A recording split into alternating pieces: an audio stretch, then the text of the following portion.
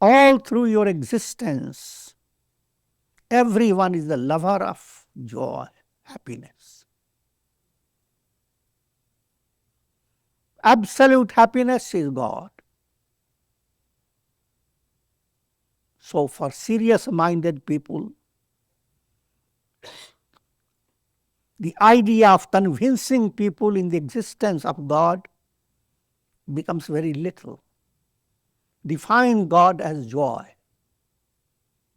and ask people, do they believe in happiness?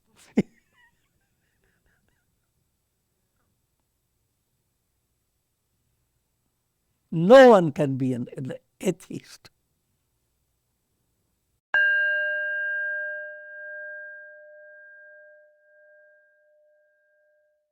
Om Vasudeva Sutam Devam Kansa Chanuramardanam Devaki Paramanandam Krishnam Vande Jagadgurum. Om. Adorations to Lord Krishna, the preceptor of the universe, destroyer of the forces of darkness, and bestower of immortality.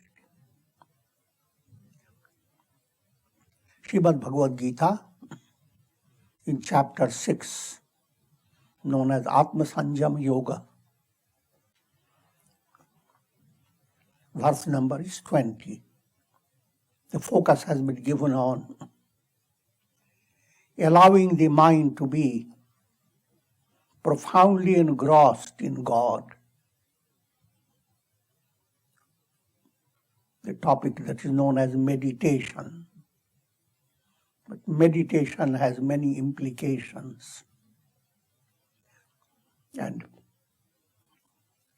presently, as I will continue, I will give insight into those points. Yatro paramate chittam niruddham yoga sevaya yatra chaivatmanatmanam pashyannatmani tushyati. When it is restrained by the practice of yoga, the chitta reaches the state of supreme withdrawal from the world process. Then the yogi sees the self with his purified mind and rejoices in the self. In all these spiritual practices, term chitta plays a great part. It is mind stuff, not ordinary stuff.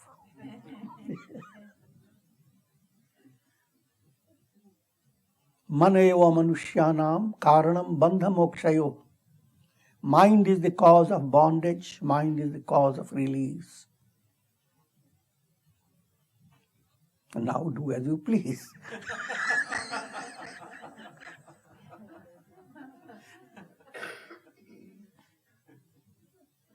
How to separate yourself from your mind.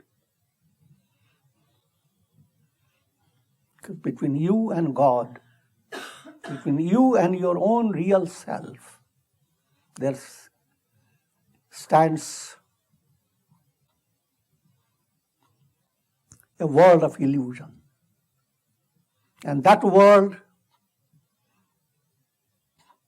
provides two possibilities.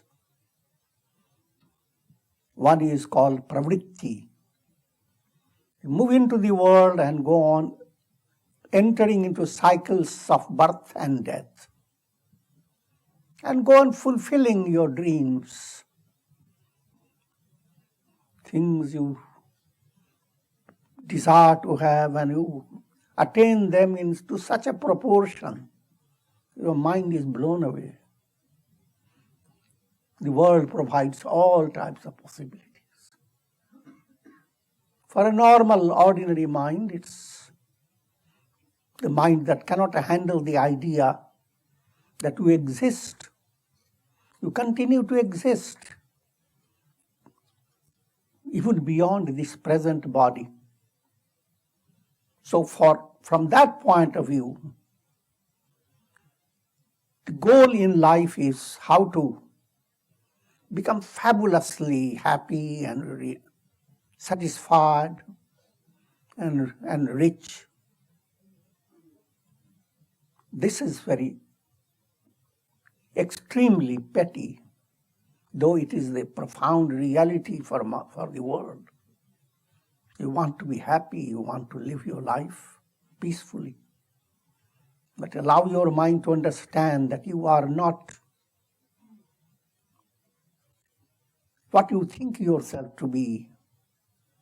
You are not this present body identity. You have gone through many lives. And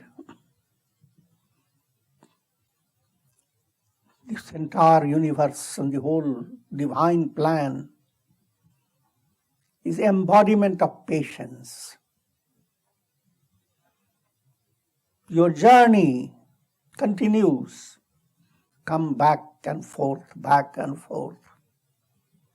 Nature waits under divine control, waiting to give you release. Until you attain liberation, the universe goes on accommodating you in different bodies, whichever body you feel like. So much so you have a big dimension of entering even in animal bodies. I will not lead you to too much in detail, but 2 points are important. You work with your mind for Bhoga. Bhoga means enjoyment. But highly advanced mind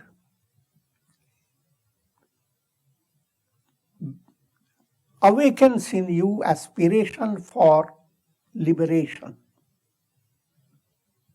So Bhoga and Apavarga, 2 goals are before your mind.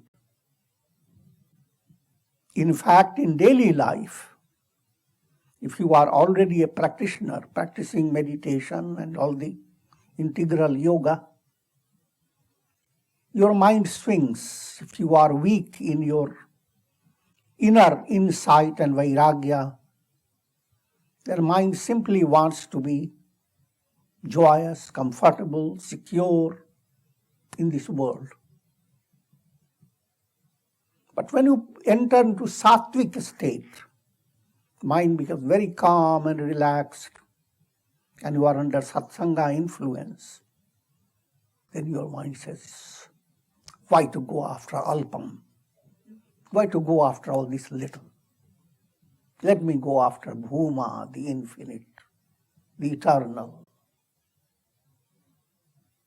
This continues with your mind.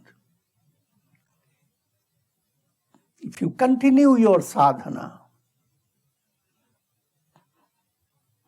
mind develops a special spiritual strength and chooses to follow that course that will lead you to liberation. A conviction develops within the mind. The purpose of life is to attain self-realization. And the question comes, when?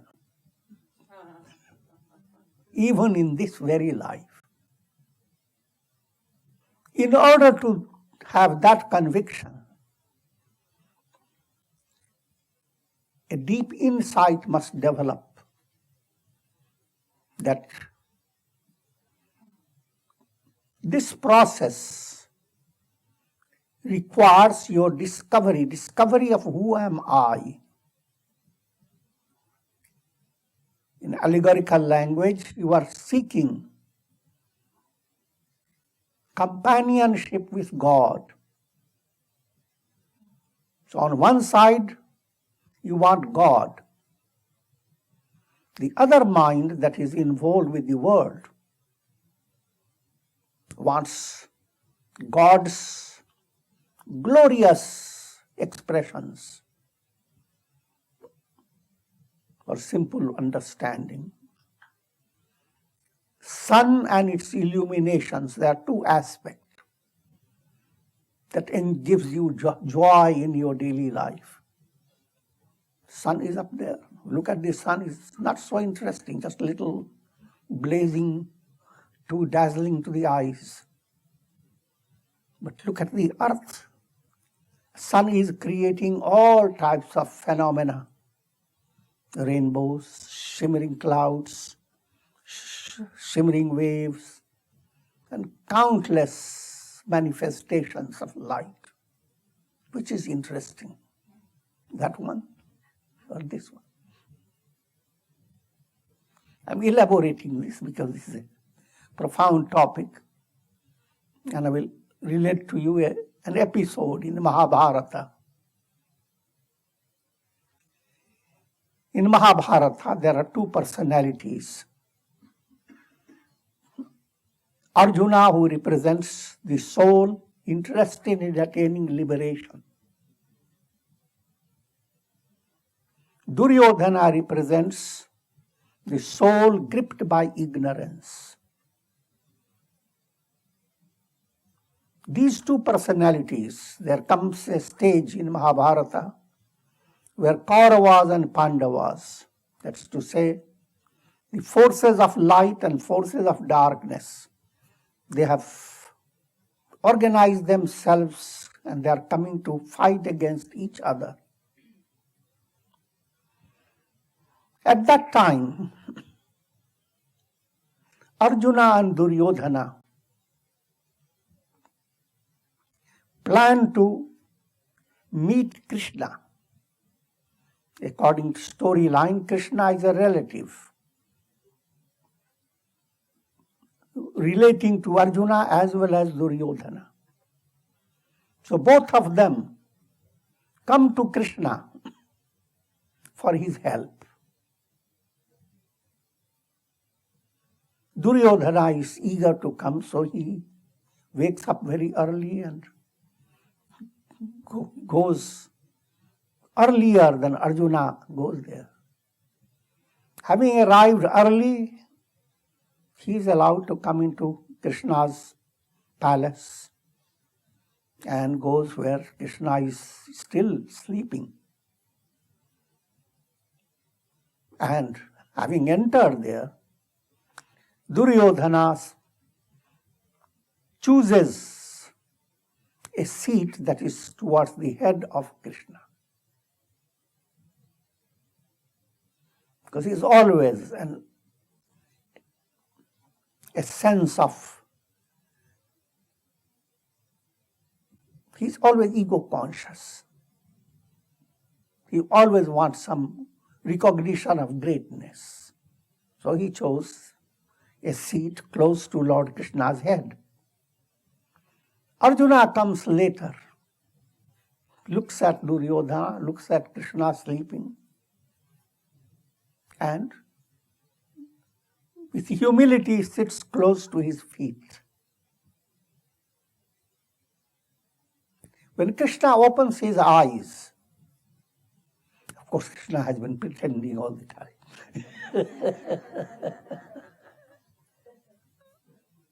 And these are allegorical story. Immediately he looks at Arjuna, because one never looks back.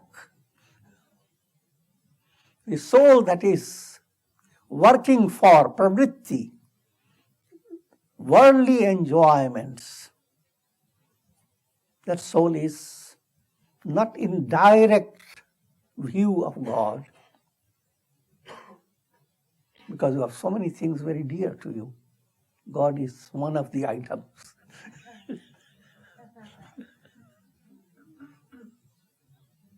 So Krishna, of course, both of them say, Duryodhana says, I have come here earlier.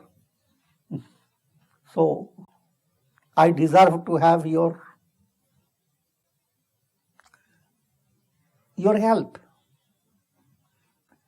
Krishna says that all right, both of you are here, but I have seen Arjuna first. So I have to give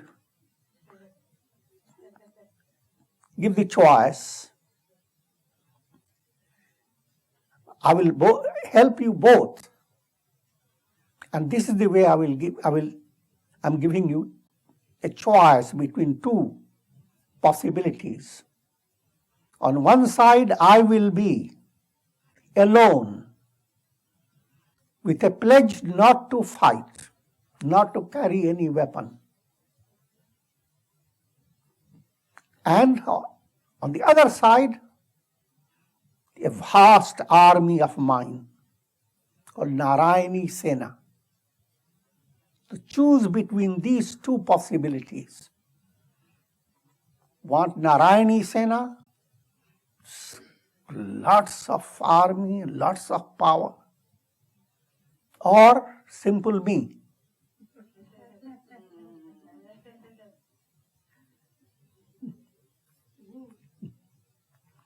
Duryodhana, the Kaurava, the leader of the lower self, he became so tense within himself that Arjuna has been given the choice first. But to his great surprise, Arjuna said, "Oh Lord, what have I to do with your Narayani Sena? I want you."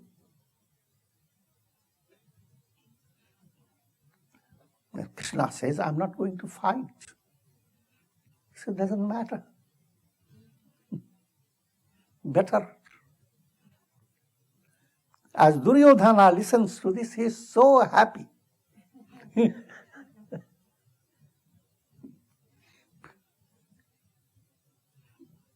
Hiding his elation.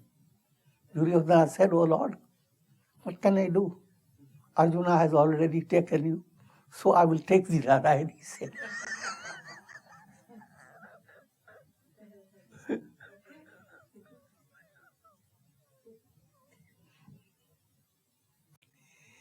That's an allegorical description of how ego-dominated mind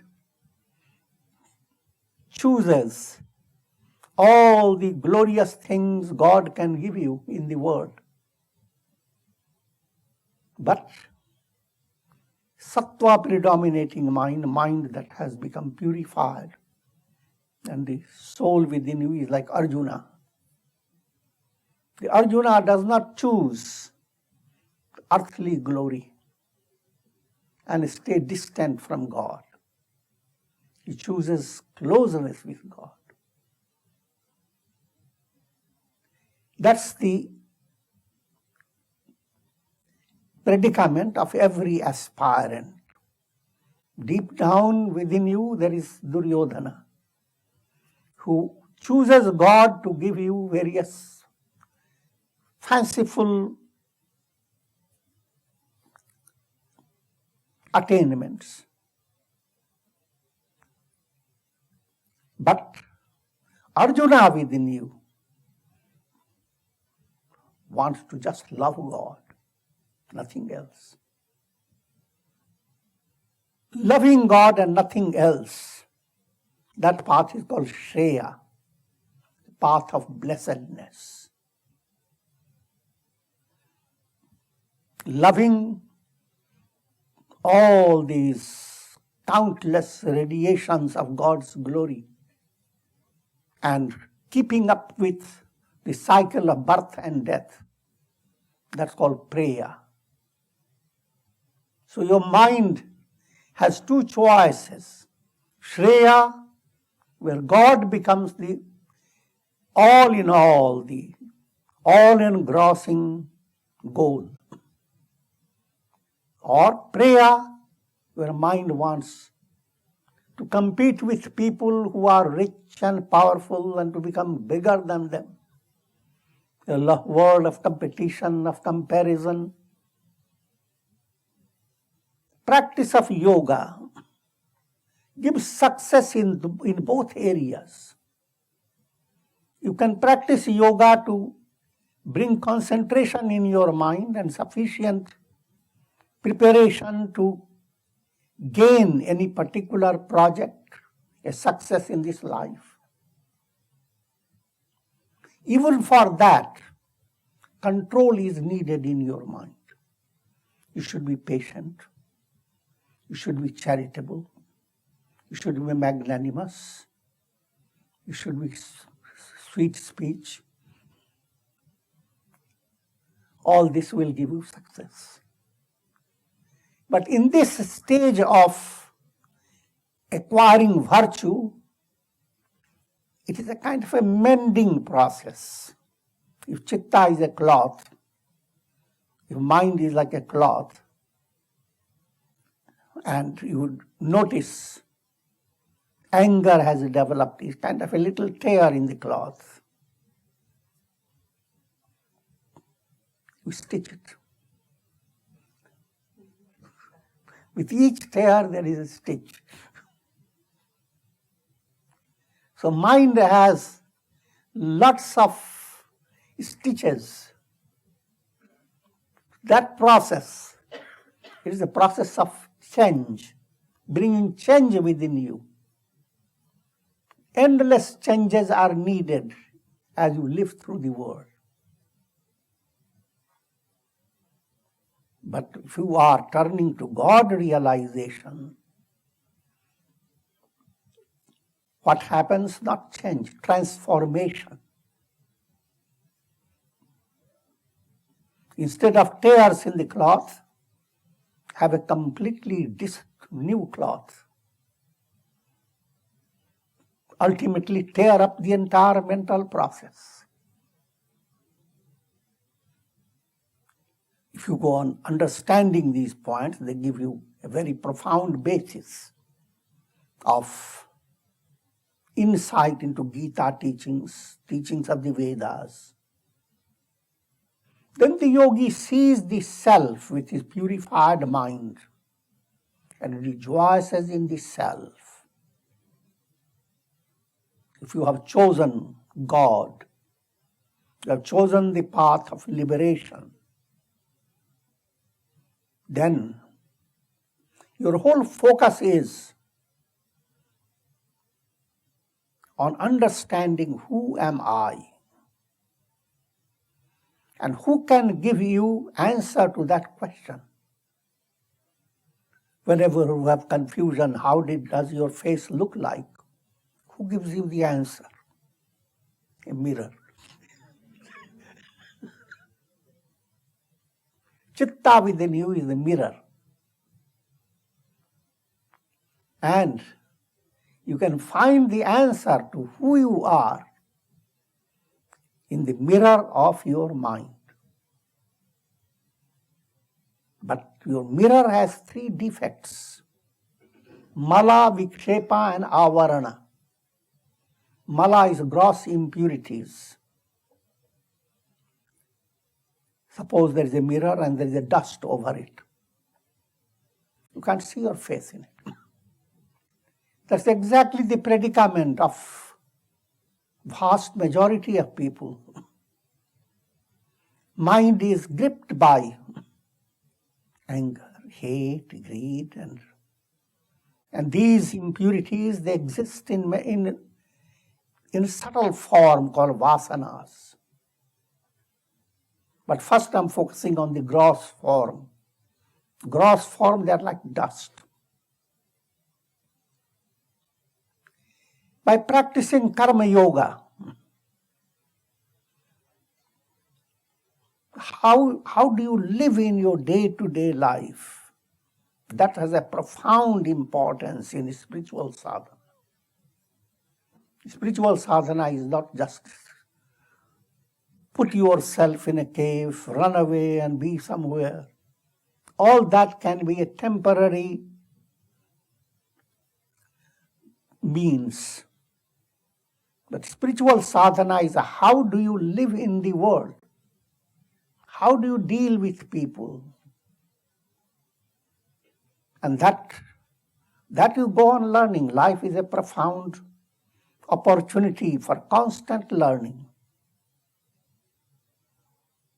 And it is this waking state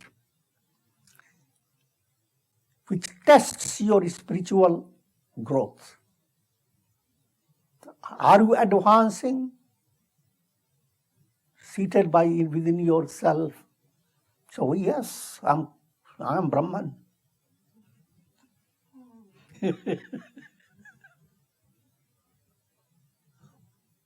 But dealing with others, the mind gets rattled. Or when you are facing some problem, physical, external, any type of, mind loses its patience, its equanimity.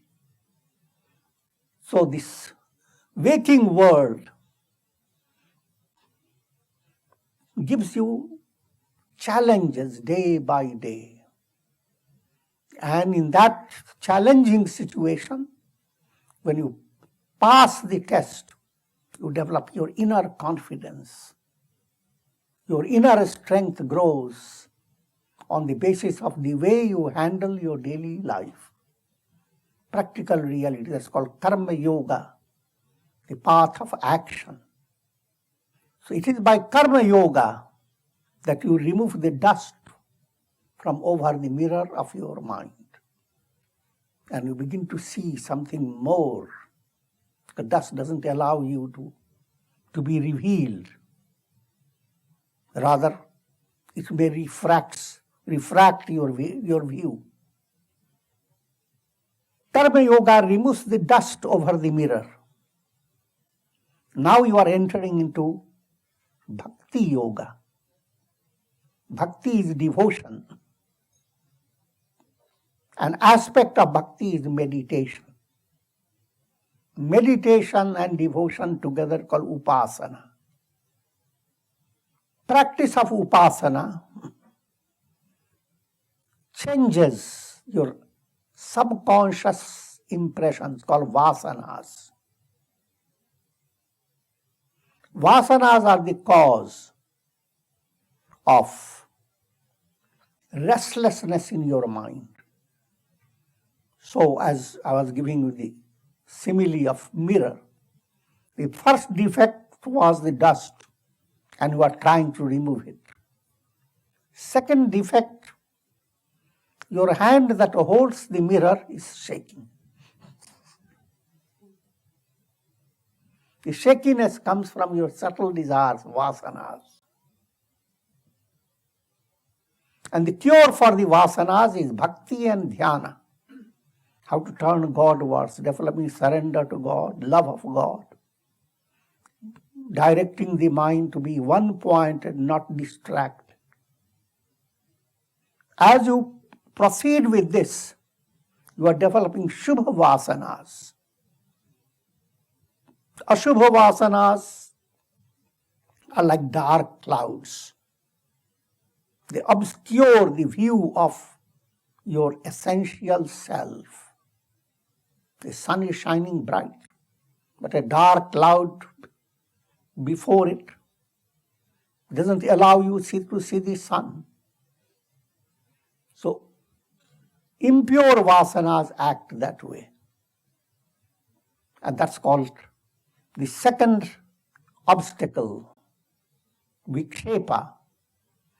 And it creates a shaky aspect of your mirror. Third obstacle,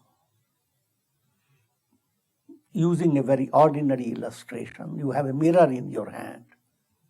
And first you noticed it has dust over it, so you have to wipe it out. But having wiped it out, somehow you are not healthy in yourself. And your hand begins to shake. Because you are not sure how will you look.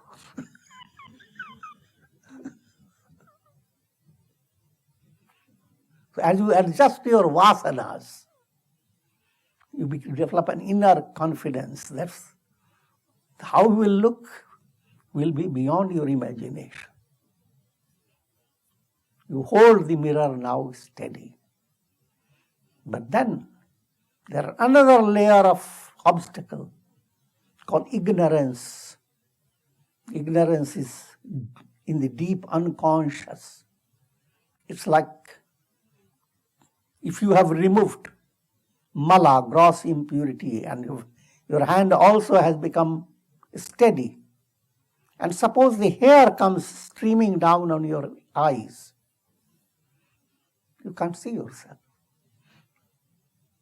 But removing the hair from your eyes is a simple matter. That's called avarana.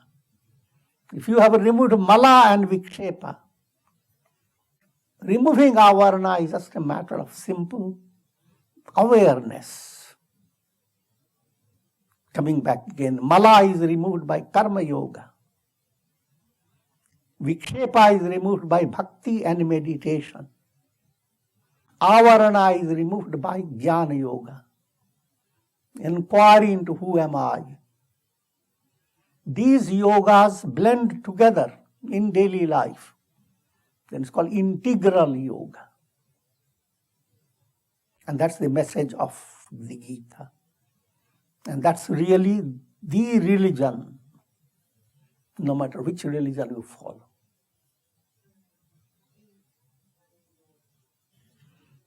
So thereby what happens?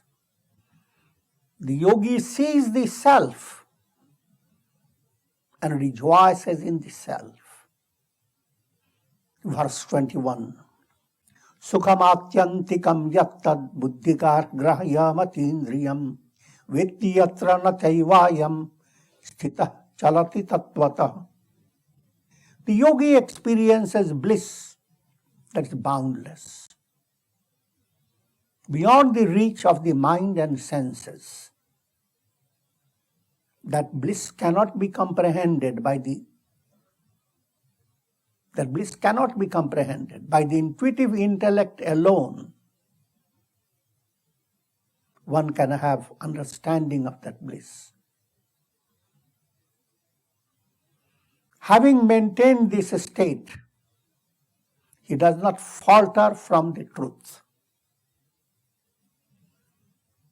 Now, if you have seen yourself in the mirror of your mind, if you have a complete revelation of yourself, chitta being purified by mala, vikshepa, avarana, all removed, how will it feel? What it is?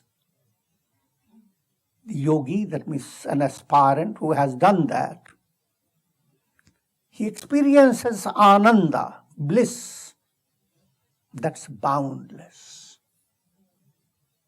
All through your existence, everyone is the lover of joy, happiness.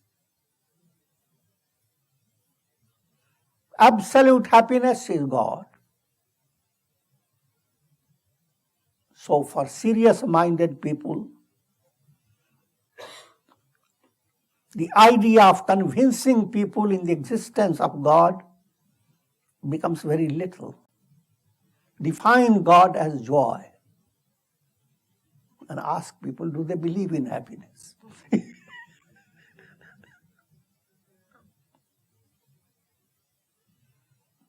No one can be an atheist.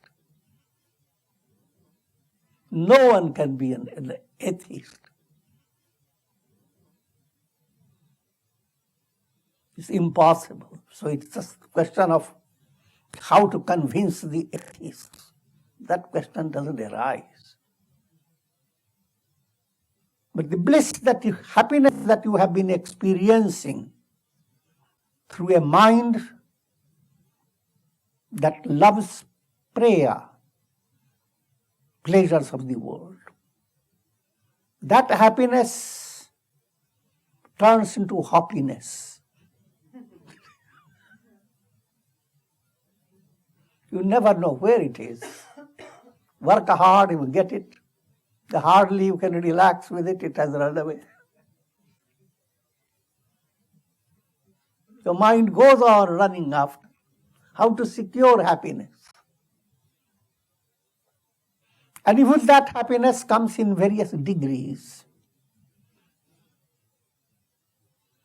Happiness at the level of senses and sense-object communications. Happiness that arises out of your feeling. Happiness that arises out of your intellectual capacity, in your intellect. Happiness is of various types. The absolute joy transcends your senses, your mind, your intellect and ego. And that absolute joy is always with you, your potentiality. What's the proof of that? Each time you go to sleep, in deep sleep state, you are not with your body. You are not with your senses. You are not with your sentiments. You are not even with your beloved ego.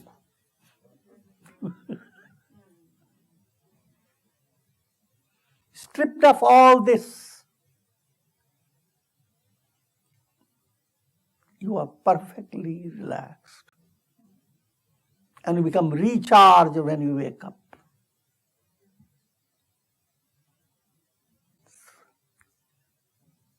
At all times, that inner reality continues to exist.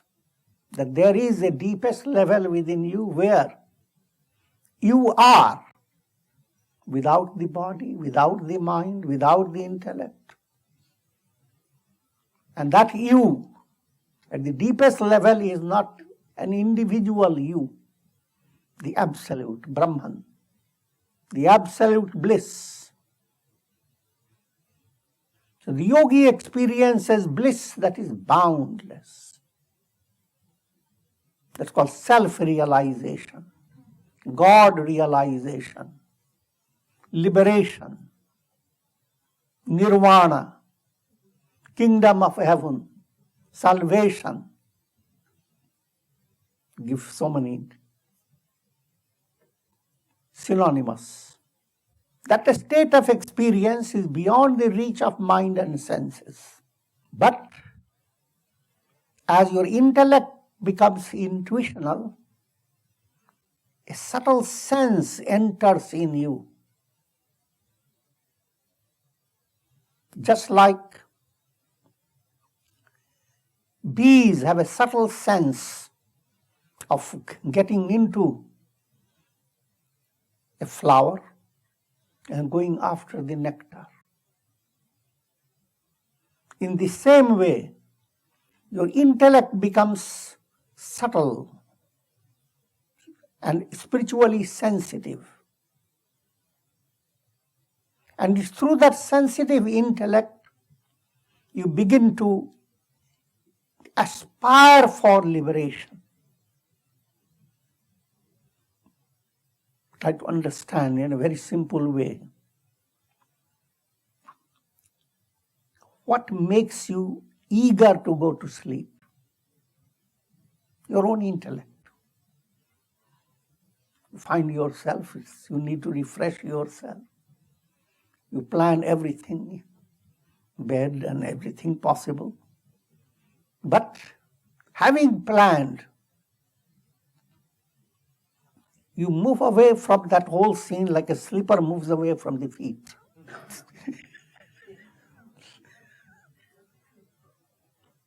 Just like your intellect helped you to go to sleep, and then having let you sleep, intellect moves away.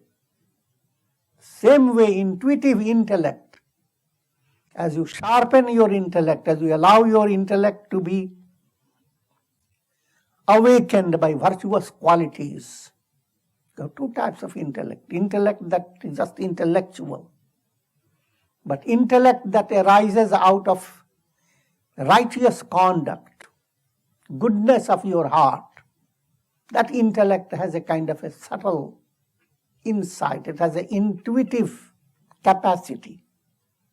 That intuitive capacity of your intellect convinces you, comes to you with a tremendous faith. My goal is liberation, and I am going to attain liberation. The question of attaining liberation doesn't arise.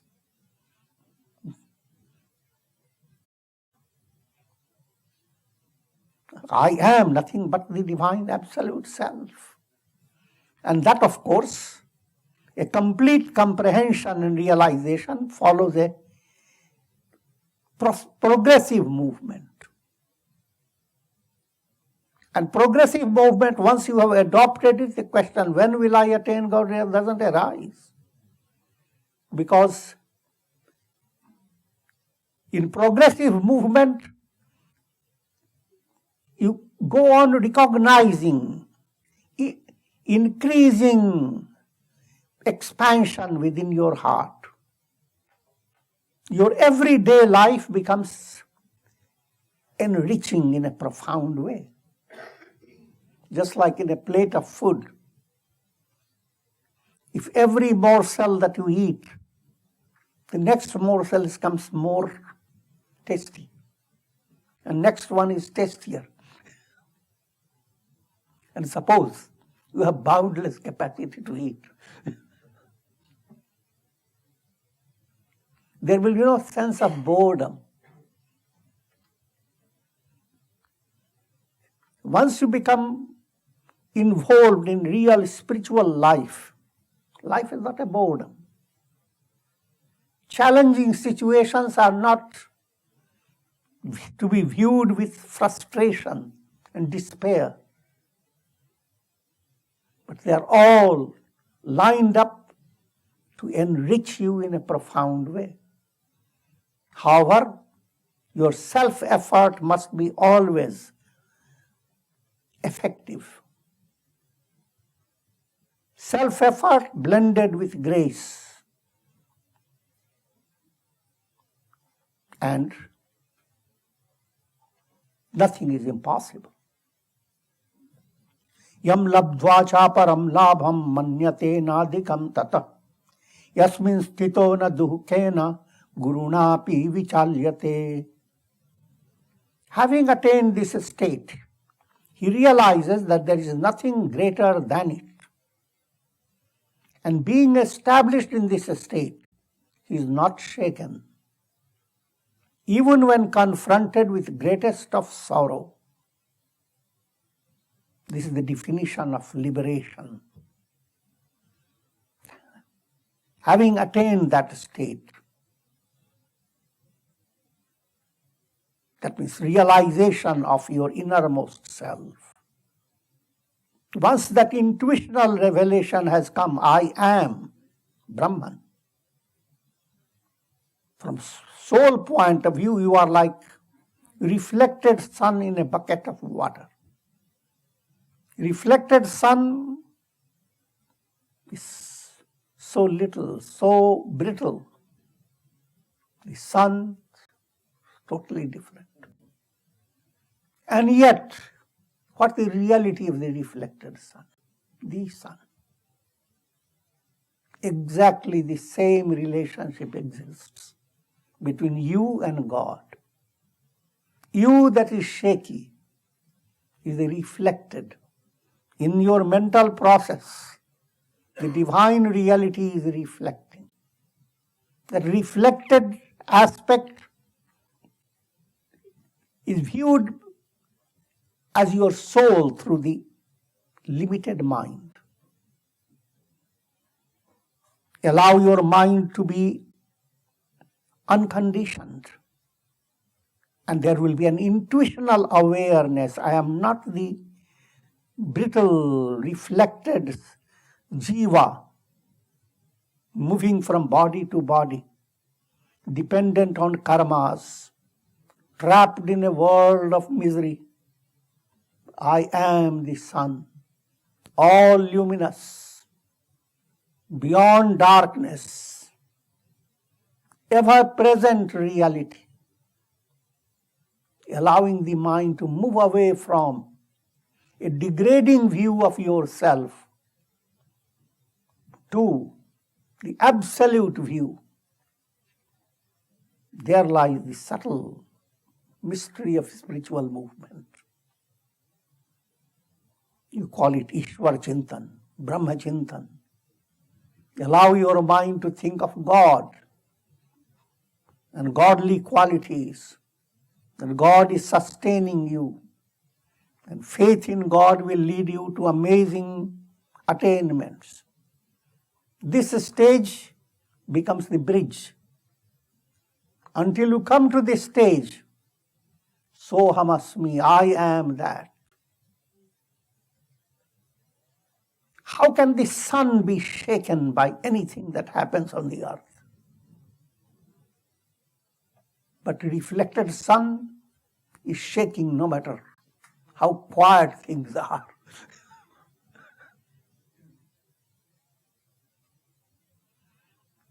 In this state of ignorance, as long as you have not attained that revelation, there is no way can you stay completely peaceful.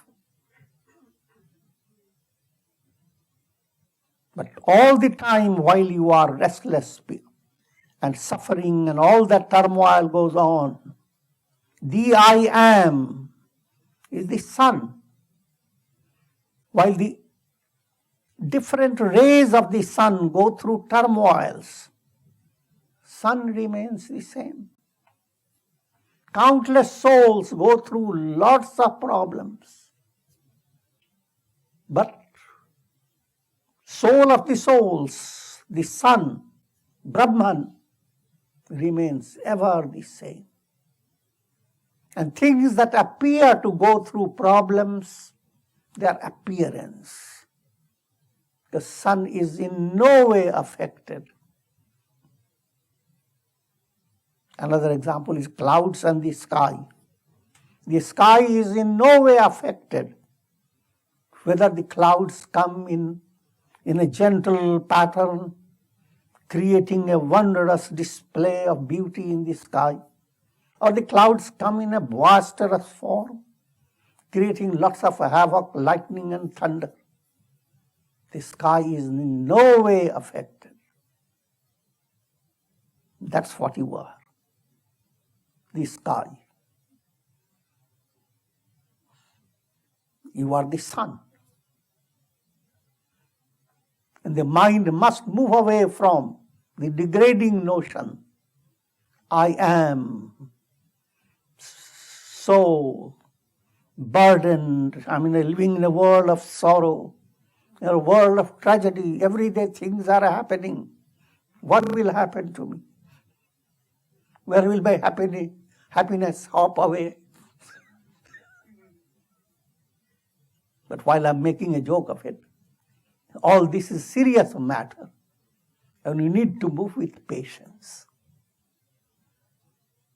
And with this I will conclude. Om Shanti Shanti. Om Purnamadaha Purnamidam Purnat Purnamudachyate Purnasya Purnamadaya Purnamevavashishyate. Om Shanti Shanti Shanti.